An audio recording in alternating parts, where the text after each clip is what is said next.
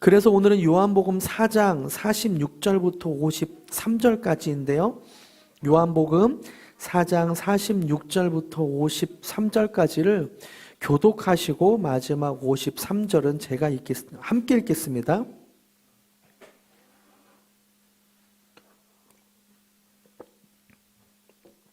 46절 제가 먼저 읽습니다. 예수께서 다시 갈릴리 가나에 이르시니 전에 물로 포도주를 만드신 곳이라. 왕의 신하가 있어 그의 아들이 가버나움에 병들었더니 예수께서 유대로부터 갈릴리로 오셨다는 것을 듣고 가서 청하되 내려오소서 내 아들의 병을 고쳐주소서 하니 그가 거의 죽게 되었습니다. 예수께서 이르시되 너희는 표적과 기사를 보지 못하면 도무지 믿지 아니하리라. 신하가 이르되 주여 내 아이가 죽기 전까지 내려오소서. 예수께서 이르시되 가라 내 아들이 살아있다 하시니 그 사람이 예수께서 하신 말씀을 믿고 가더니 내려가는 길에서 그 종들의 인사보다 다르게 살아나는 그 낫기 시작한 때를 물은즉 어제 7시에 열기가 떨어졌나이다 하는지라. 그의 아버지가 예수께서 내 아들이 살아있다 말씀하신 그때인 줄 알고 자기와 그 온 집이 다 믿으니라. 아멘. 오늘은 요한복음 4장 46절부터 53절까지를 본문으로 예수님을 만난 사람들 세 번째 시간이죠. 간절함과 의심 사이에서 갈등하는 왕의 신하라는 제목으로 함께 말씀을 나누겠습니다. 저는 모태 신앙이었습니다. 모태 신앙이란 어머니의 태안, 다시 말해 뱃속에 있을 때부터 교회를 다니는 것을 의미하죠. 침례교단에서는 모태신앙이라는 표현을 잘 사용하지 않습니다. 왜냐하면 어머니 뱃속에 있는 아기는 아직 인격이 없기 때문에 신앙이 없다고 여기기 때문이죠. 하지만 저는 부모님의 신앙의 유산을 따라서 이어받는 것이 어린 시절부터 굉장히 중요하고 축복된 일이라고 생각합니다. 그런데 때로 교회에서 모태신앙을 모태신앙 또는 못된 신앙이라고 표현하기도 하더라고요. 어려서부터 교회 생활이 익숙하다 보니까 기도도 못해, 전도도 못해, 말씀도 몰라. 그래서 모태신앙. 그리고 어려서부터 교회에서 자랐기 때문에 교회를 놀이터쯤으로 여기다 보니까 말썽꾸러기, 장난꾸러기가 되더라고요. 그래서 못된 신앙으로 불리기도 합니다. 저희 초등학교, 중학교 시절을 생각해보면 참 이렇게 모태신앙 또는 못된 신앙이었던 것 같습니다. 기억해보니까 막 떠오르는 기억들이 있더라고요. 한 번은 초등학교 때 교회에서 여름 성경학교를 하는 거예요. 교회 마당에 테이블을 설치하고 선생님들이 한 명 한 명 등록할 아이들 이름을 적고 단체 티를 나눠주고 이렇게 있었습니다. 저는 수도가에서 그걸 발견하고 호수를 이렇게 이어서 물을 막 뿌렸어요. 선생님들하고 오는 아이들한테. 종이와 단체 티가 다 젖더라고요. 또 한 번은 주일에 지하실에서 제가 어렸을 때는 교회가 이런 이렇게 의자가 아니라 지하실은 방석이 있었거든요. 방석에서 이렇게 표창처럼 날리는 사람 맞추는 놀이를 하다가 교회 마당으로 올라왔더니 여학생들이 고무줄 놀이를 하고 있더라고요. 그것을 발견했을 때 제가 어떻게 했을까요? 네, 여러분이 너무나 원하시고 기대하시는 대로 그 고무줄을 끊었습니다. 교회에서 예배 시간마다 장난치기 바빴던 못된 신앙, 그리고 모태 신앙이었습니다. 지금 생각해보면 참 부끄럽게 생각되기도 합니다. 제가 왜 어린 시절에 이렇게 못된 신앙, 모태 신앙이었을까? 교회가 익숙해서 너무 친숙하다 보니까 장난꾸러기가 되었고, 장난만 치다 보니까 기도도 못해, 전도도 못하게 되더라고요. 그리고 때로 교회가 너무 익숙하니까 예수님을 믿는 것이 어렵기까지 했습니다.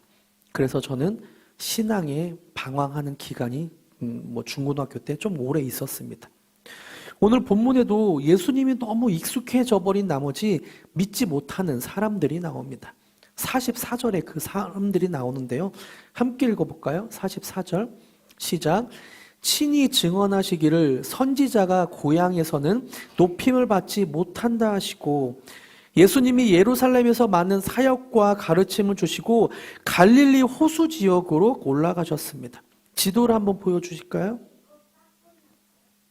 예루살렘 지역에서 예수님이 사역하시고 그 위에 갈릴리 호수 지역으로 가시는 거예요. 그런데 자신이 자란 나사렛 지역을 지나서 가나라고 왔습니다. 나사렛 지역을 지나면서 예수님이 말씀하시는 거예요. 선지자가 고향에서는, 고향과 같은 곳인 나사렛을 지나면서 고향에서는 높임을 받지 못한다. 이 말은 자신의 어린 시절을 잘 알고 있는 고향 사람들은 믿음이 생기기 어렵다고 표현한 것입니다. 네, 사람은 원래 익숙한 것을 새롭게 대하지 못하는 것 같습니다. 사람들은 이것을 선입견이라고 말합니다. 이렇게 익숙해져서 새로운 것을 보지 못하는 경우를 선입견이 생겼다고 표현합니다. 선입견이란 단어를 사전에서 찾아보니까, 사전도 있는데요, 어떤 대상에 대하여 이미 마음속에 가지고 있는 고정적인 관념이나 관점이라고 표현하고 있습니다. 이것을 다시 말하면 예수님의 고향 사람들은 예수님에 대해 이미 마음속에 가지고 있는 고정적인 관념이나 생각, 관점이 있는 거예요. 그러니까 예수님의 말씀을 믿지 못하는 거죠. 예수님의 고향 사람들은 예수님에 대한 선입견이 있었고, 그래서 예수님을 믿지 않았습니다. 왜 이런 선입견이 생겼을까요? 이유는 내가 경험해봤다는 생각 때문입니다. 내가 경험해봤기 때문에 내가 안다. 그럴 리가 없다. 예수 내가 알아. 예수의 어린 시절 내가 알아. 내가 경험해봤어. 그럴 리 없어. 어찌 보면 우리의 신앙 생활에도 이런 것들이 있는 것 같아요. 예수님을 믿는다고 하지만 성경에 예수님을 믿는 것이 아니라 내가 경험해봤어. 그래서 내가 알아. 내가 경험해봤기 때문에 내가 알아. 원래 신앙과 현실은 달라 라고 말하면서 신앙을 내 경험의 틀로 제한하려 하는 그런 마음들이 있습니다. 여러분 안에 신앙에 대한 선입견은 어떤 것이 있습니까? 여러분은 하나님을 나의 경험 안에 가두고 있는 것은 무엇이 있습니까? 저는 개인적으로 말씀을 준비하면서 저의 선입견에 대한 것을 고민해 봤습니다. 개척교회 목사로서 사람에 대한 선입견이 있다는 것들을 좀 발견하게 되었어요. 저의 정말 간절한 소원은 글로리 교회에 더 많은 성도님이 생기고 함께 신앙을 나누고 가르치고 배우면서 함께 자라가는, 성숙해 가는 것입니다.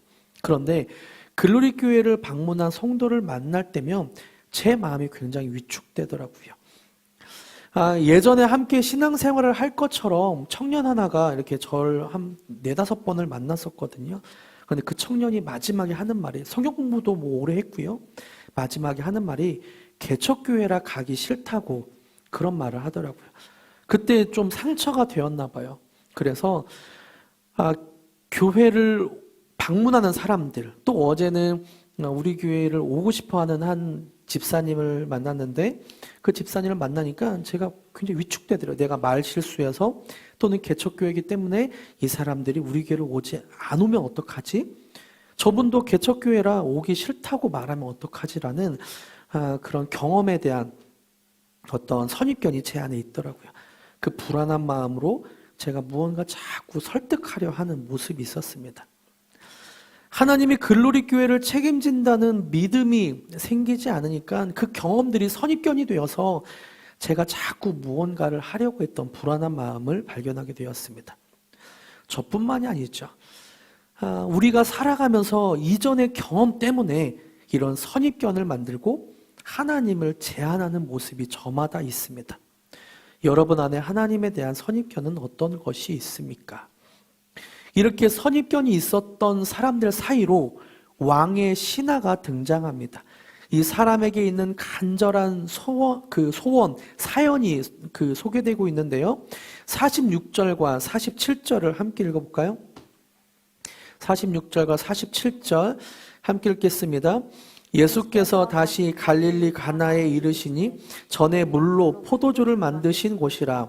왕의 신하가 있어 그의 아들이 가버나움에서 병들었더니 그가 예수께서 유대로부터 갈릴리로 오셨다는 것을 듣고 가서 청하되 내려오소서 내 아들의 병을 고쳐주소서 하니 그가 거의 죽게 되었음이라.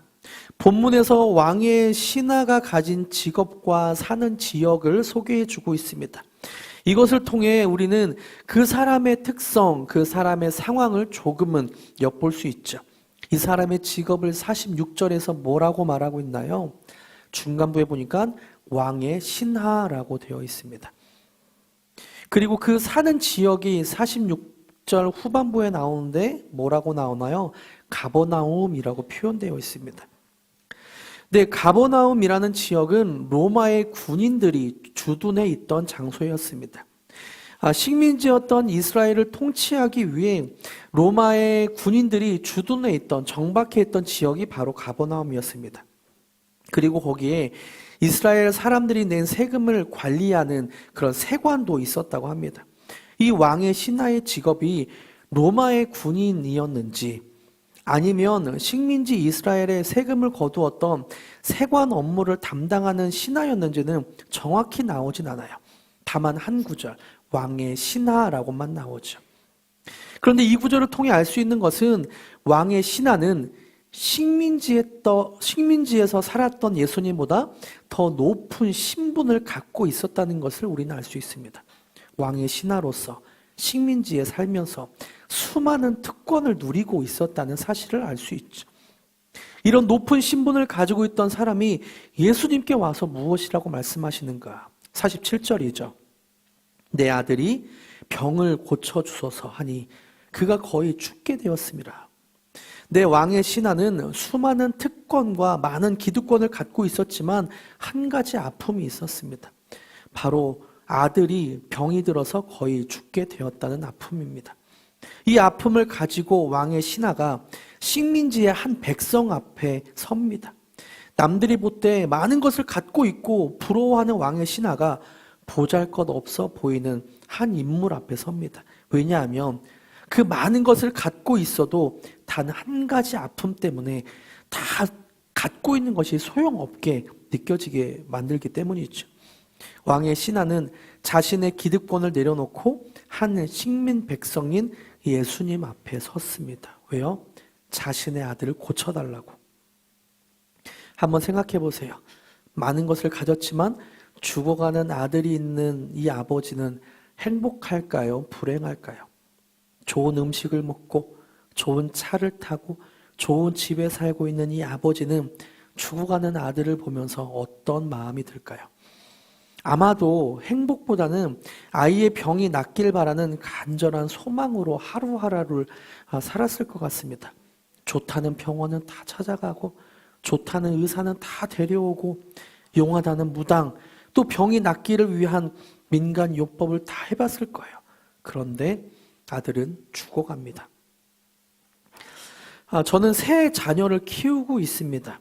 아이들이 죽을 정도의 병을 가졌던 적은 없기 때문에 이 왕의 신하의 고통이 어떤지는 다 헤아리지는 못하는 것 같아요. 하지만 막내가 예전에 오른손이 화상을 입었던 적이 있거든요. 그때 경험을 통해 어렴풋하게나마 느껴집니다. 아이가 손에 화상을 입어서 병원을 갔는데 의사가 말하는 거예요. 화상 후유증으로 손가락이 이렇게 붙을 수도 있고 또 오물이거나 피는 것이 장애가 생길 수도 있습니다 라고 말해주더라고요. 이런 얘기를 들으니까 심장이 덜컥 내려앉는 기분이 들었습니다. 그리고 그때 얼마나 간절하게 아이의 손이 낫길 또 장애가 생기지 않길 기도했는지 모릅니다. 감사하게도 지금은 정상으로 5손가락이 다 이렇게 떨어져 있고 오물이고 필 수 있습니다. 다행이지만 당시 얼마나 간절한 마음으로 기도하고 아이의 치료를 바랬는지 모릅니다. 네, 왕의 신하는 자신이 갖고 있는 지위와 모든 특권이 다 소용없을 정도로 간절한 마음이 있습니다. 단 한 가지 소원, 내 아들의 병이 낫게 했으면 좋겠다. 자신의 아들 병이 낫는 간절함이죠. 우리말로 된 성경에는 그의 아들로 표현되어 있는데 더 정확한 번역은 그의 외아들로 번역해야 맞습니다. 왕의 신하는 자신이 가지고 있는 기득권이나 특권으로 해결할 수 없는 하나밖에 없는 아들을 고치겠다는 간절한 마음이 있었습니다. 이런 간절한 마음을 가진 왕의 신하에게 한 소문이 들려오죠. 나사렛에서 살던 예수라는 사람이 못 고치는 병이 없대. 걷지 못하는 사람을 일으키고 나병 환자를 고치셨대. 예루살렘에서 많은 기적을 행하고 지금 갈릴리 지역으로 오고 있대. 아버지는 아들의 병을 고치기 위해 해볼 대로 다 해봤거든요. 지칠 대로 지친 아버지는 의심의 눈초리를 가질 수밖에 없는 거예요. 예수가 과연 고칠 수 있을까? 내가 많은 걸 해봤는데. 하지만 그 의심의 눈초리 가운데 간절한 마음이 있는 거죠. 예수님이라도 고쳐주시면 좋겠다.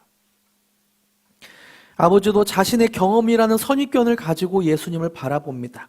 하지만 예수님의 고향 사람들과는 다른 마음, 즉 아들이 낫기를 간절히 바라는 마음으로 예수님 앞에 섭니다. 왕의 신하가 사는 지역인 가버나움에서 예수님이 계신 가나까지는 거리가 한 30km쯤 됩니다. 그 당시에는 차가 없으니까 아마 말을 탔겠죠. 고위직이니까 말을 탔을 것 같아요. 30km니까 적어도 반나절에서 하루 정도 가야 하는 거리를 달려갑니다. 단 한 가지 소망, 아들을 낳게 하겠다는 생각으로 말을 달려 가나로 갑니다. 한 걸음 한 걸음 내디디면서 어떤 생각을 했을까요? 예수님이 고칠 수 있을까? 가고 있는 사이에 아들이 죽으면 어떻게 하지? 지금까지 그 어떤 사람도 고치지 못했는데 과연 예수님은 할 수 있을까? 내 아들을 제발 살리고 싶다. 아마 저는 이런 생각에 아버지의 마음이 굉장히 복잡했을 것 같습니다. 간절함과 의심의 눈초리로 예수님을 바라보는 왕의 신하를 향해 예수님이 말씀하세요. 48절인데요. 제가 읽어드립니다. 예수께서 이르시되 너희는 표적과 기사를 보지 못하면 도무지 믿지 아니하리라. 찬물을 확 끼얹는 말씀이시죠. 자기 아들을 고쳐달라고 온 그 신하 앞에, 왕의 신하 앞에 너희는 표적과 기사를 보지 못하면 도저히 믿지 못한다라고 말씀하고 있는 거예요. 이 말은 왕의 신하에게 하셨던 말씀이지만 사실은 나사렛 지역에 사는 예수님의 어린 시절을 아는 사람들을 향한 말씀이었습니다. 선입견을 가지고 믿지 못하는 사람들을 향한 말씀이었어요. 하나님의 표적과 기사가 아니면 도저히 믿지 못하는 선입견으로 똘똘 뭉친 사람들을 향한 예수님의 말씀이었습니다. 그리고 이어서 간절히 아들의 치료를 바라는 왕의 신하에게 예수님이 말씀하십니다. 50절인데요. 함께 읽어볼까요? 50절. 시작. 예수께서 이르시되 가라 내 아들이 살아있다 하시니 그 사람이 예수께서 하신 말씀을 믿고 가더니 아멘. 예수님이 말씀하십니다. 가라 내 아들이 살아있다. 잠시 이 아버지는 주춤했을 것 같아요. 주저했을 것 같아요. 이 대답은 왕의 신하 그 아버지가 바랬던 말은 아니었기 때문입니다. 그는 예수님이 자신의 집에 가서 아이의 손을 잡든지 아니면 이마에 손을 얹고 기도해 줄 것이라고 예상했습니다. 그래서 49절에 보니까 예수님께 자신의 집으로 내려가자고 간청했습니다. 하지만 예수님은 가라 내 아들이 살아있다라고 말씀하시죠. 그런데요, 여기서 놀라운 일이 발생하고 있습니다. 예수님의 말씀을 듣고 이 왕의 신하가 믿고 그대로 집으로 향합니다. 왕의 신하는 예수님의 말씀을 믿고 갔습니다. 50절 후반부에 보니까 믿고라는 헬라어가 피슈티오를 쓰고 있더라고요. 의미는 믿다라는 뜻도 있지만 더 정확하게는 신뢰하다, 의지하다, 위탁하다, 신임하다, 순종하다를 의미하기도 합니다. 다시 말하면 왕의 신하는 예수님의 말씀, 가라, 내 아들이 살아있다 라는 말씀을 듣고 예수님을 신뢰하게 되었습니다. 또 그 말을 의지하며 이후에 있을 일들을 위탁하고 신임하게 되었습니다. 그리고 가라 라는 말씀을 믿고 순종하며 그 자리를 떠나 집으로 갈 수 있었습니다. 눈물로 젖어있던 간절한 마음에 예수님의 말씀이라는 씨앗이 하나 떨어졌습니다. 그리고 이 왕의 신하는 예수님의 말씀의 씨앗을 붙들고 이루어질 것이라고 기대하며 신뢰하며 행동하고 있습니다. 그때 믿음의 씨앗이 싹트기 시작했습니다. 네, 예수님이 가라, 내 아들이 살아있다라는 말씀을 듣는 순간 믿음이 생기게 되었습니다. 왕의 신하에게 믿음이 생기게 되었던 것은 예수님의 말씀에 있었습니다. 여러분, 선입견으로 하나님을 제한하고 있다면 말씀을 들으십시오. 말씀을 읽으십시오. 말씀을 묵상하십시오.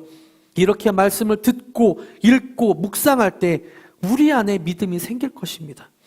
예수님이 하셨던 말씀은 요한복음에 나오는 태초에 이 세상을 창조하실 때의 말씀이었고, 또 광풍이 불어서 배가 뒤집힐 때 바다를 꾸짖으시며 잠잠하라 고요하라 하시자 바람이 그치게 되었던 그 말씀이었고, 광야에서 사탄을 물리치신 말씀이었고, 오병이어로 수많은 군중을 먹이셨던 축복의 말씀이었습니다. 이런 권능의 말씀이 왕의 신하에게 임하자 마음에 믿음의 씨앗이 심겨지고 믿음이 생기기 시작했습니다. 이 권능의 말씀으로 예수님을 말씀하십니다. 가라, 내 아들이 살아있다.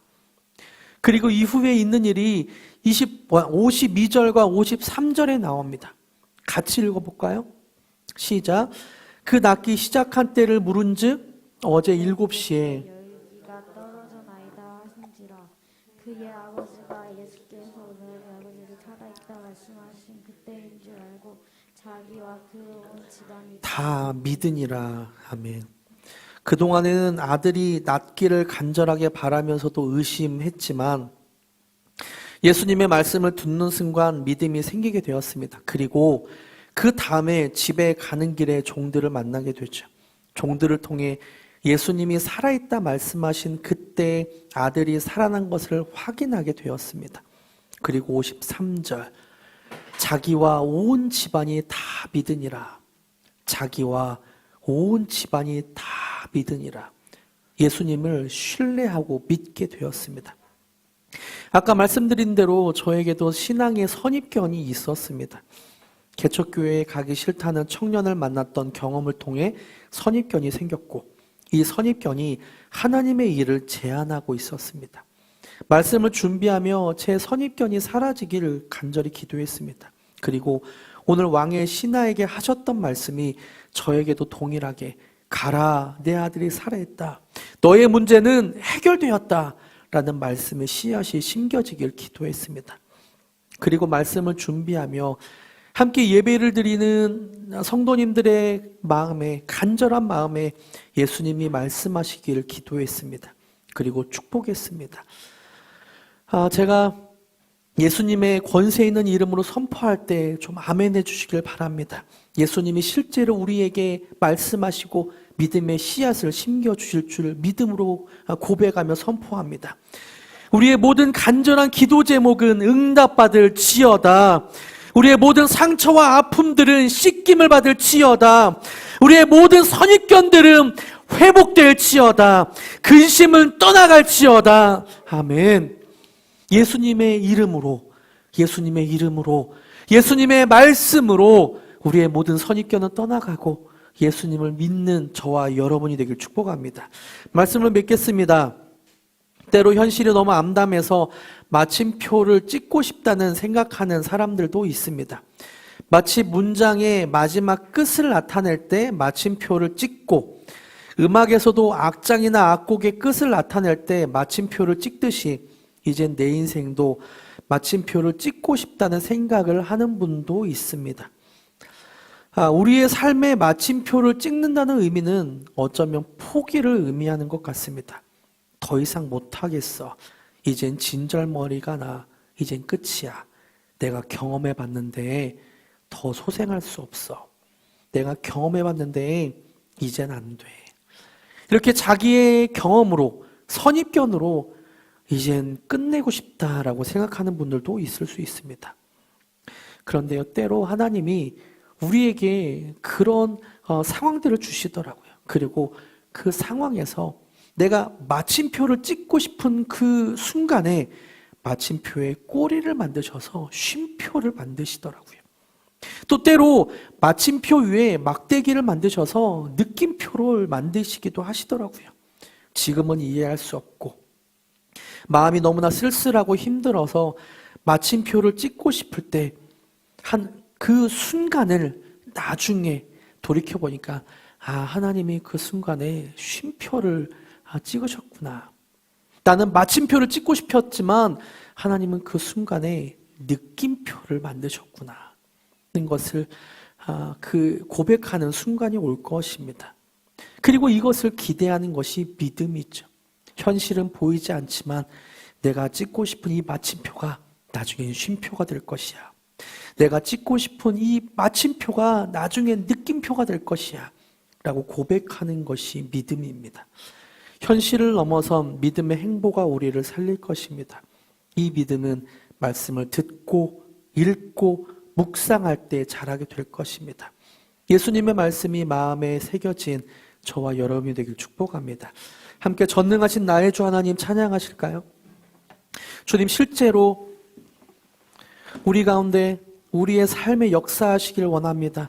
기도하는 마음으로 고백하길 원합니다. 전능하신 나의 주 하나님은 능치 못하실 일 전혀 없네. 우리의 모든 간구도 우리의 모든 생각도 우리의 모든 꿈과 모든 소망도 신실하신 나의 주 하나님은 우리의 모든 괴로움 바꿀 수 있네. 불가능한 일 행하시고 죽은 자를 일으키시니 그를 이길 자 아무도 없네. 주의 말씀 의지하여 깊은 곳에 금을 던져 오늘 그가 놀라운 일을 이루시는 것 보라. 주의 말씀 의지하여 믿음으로 금을 던져 믿는 자에게 능치 못하. 주의 말씀 의지하여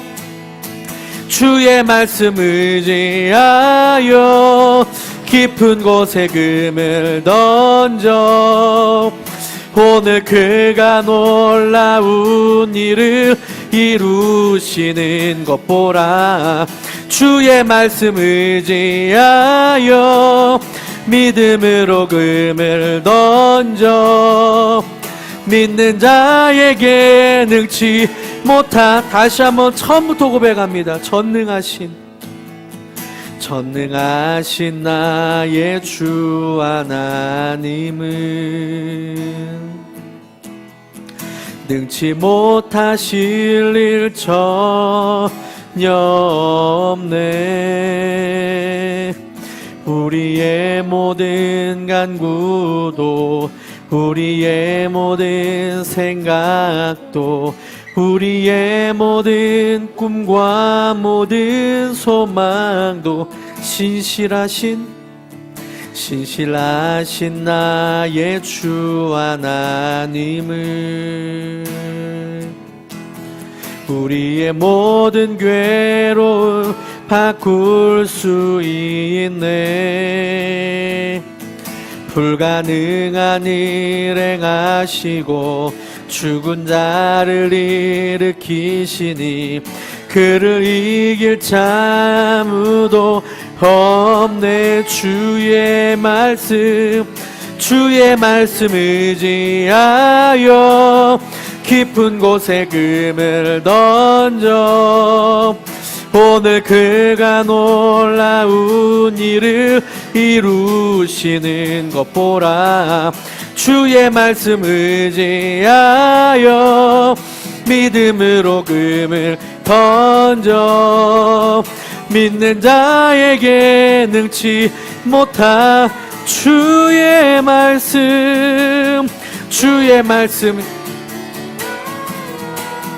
깊은 곳에 금을 던져 오늘 그가 놀라운 일을 이루시는 것 보라.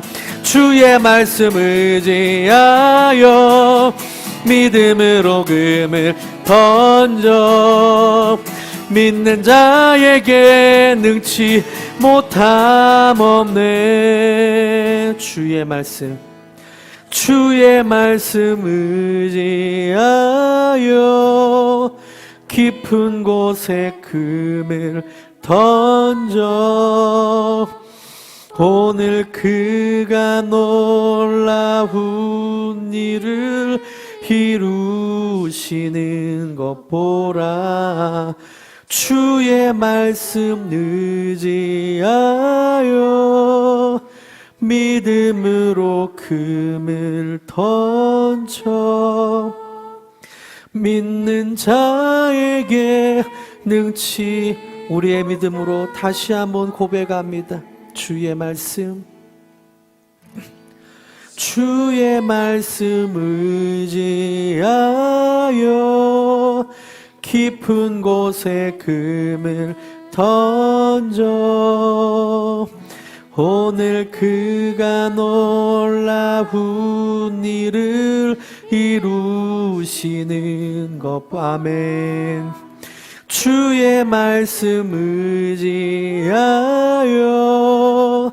믿음으로 금을 던져 믿는 자에게 능치 못함. 믿는 나에게 능치 못함 없네.